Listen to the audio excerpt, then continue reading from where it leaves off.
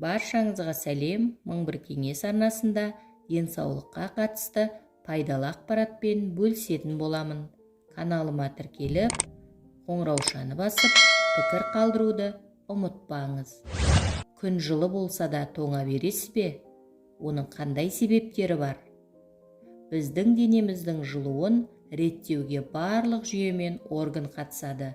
Бауыр биохимиялық реакциялардың көмегімен қанды қыздырады, ал жүрек қанды айдайды. Қан жылуды біркелкі таратып, бүкіл денеде айналады.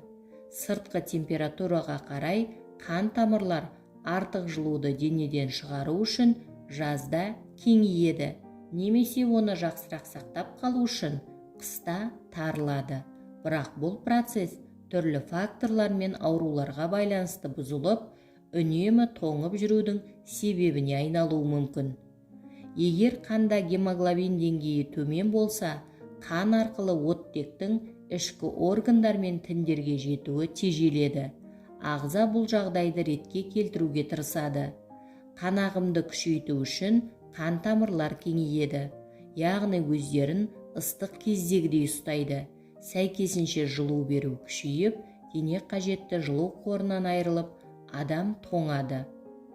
Рационда А және Е дәрумендер мен пайдалы майлардың жетіспеуі үнемі тоңып жүруге әкелуі мүмкін. Қанды жылытуға жауап беретін бауырдағы биохимиялық процестер теңгерімі бұзылады. Ағзадағы энергетикалық процестерді реттеуге, энергия қорын таратуға, соның ішінде жылытуға да қалқанша безі жауап береді. Оның қызметі әсіресе ағзадағы энергетикалық салада бұзылулар орын алып, сапалы жылыту мүмкін емес болады. Тоңғақ болудың гормонды себебін күні бойы аяқтың салқын жүруі көрсетуі мүмкін. Егер де адам қатты уайымдап немесе күйзелсе, тоңа бастайды. Байқасаңыз, қарт кісілер қабат-қабат киім киіп, тоңып жүреді.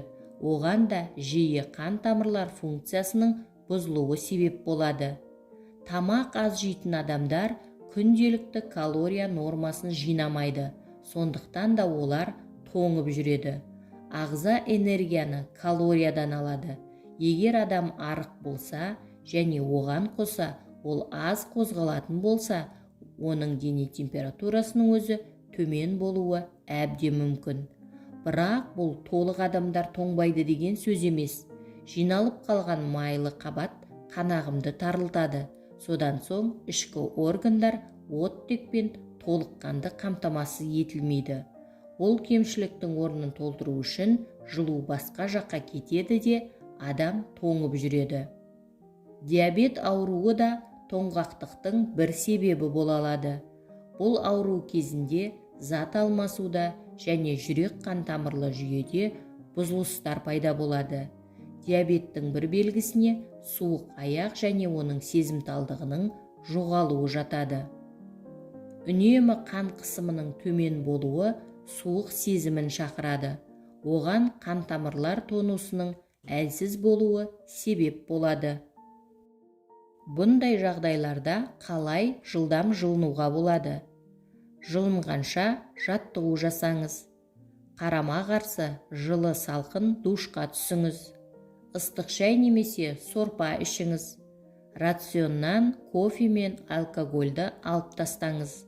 Тәулігіне 2 литр су ішіңіз. Үстіңізге қабат-қабат киім кимей, бастысы аяқты жылы ұстаңыз. Егер денсаулығыңыз көтерсе, жиі моншаға барыңыз. Жазда таза ауада көп уақыт өткізіңіз. Бүгінгі пайдалы ақпаратым кәдеңізге жарасын.